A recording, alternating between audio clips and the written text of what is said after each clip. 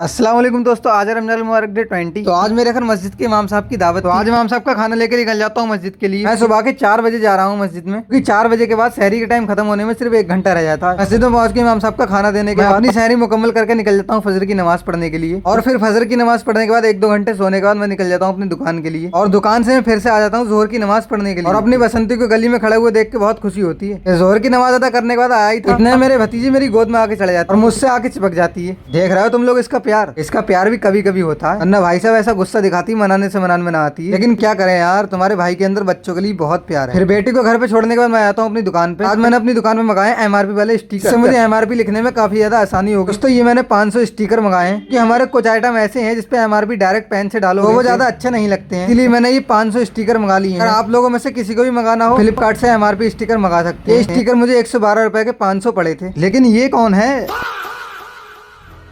इनका काम सही है यार, जब मर्जी था जब। हमें रोजा खोलने में 3-4 मिनट बचे हैं तो जा रहा है घर पे अपने, क्योंकि थोड़े कस्टमर आ गए थे। लेट तो आज ही हुआ, वरना अफ्तारी से 1 घंटा पहले भाग जाता था मैं दुकान बढ़ा के। रोजा खोल कर मगरिब की नमाज पढ़ने के लिए निकल जाता हूँ। आजकल तो हम दोस्तों में कुछ ज्यादा इत्तेफाक होने लगा। भाई साहब जिस दिन मैं सफेद शर्ट पहन लूंगा उस दिन सारे के सारे सफेद शर्ट पहन, और जिस दिन मैं ब्लैक पहन लूंगा उस दिन सारे के सारे ब्लैक पहन। अरे मेरी शरीयत करते हैं ये सबकी। खैर छोड़ो, इन लोगों को क्या ही कह सकते हैं इनसे। तो फिर रोज की तरह आज फिर से हम लोग पहुंच जाते हैं लस्सी पीने के लिए। वो दोनों तो आए नहीं, बोले हमें नींद लग रही। शोएब भाई से मैंने बोला तुम ही सब्सक्राइब मी।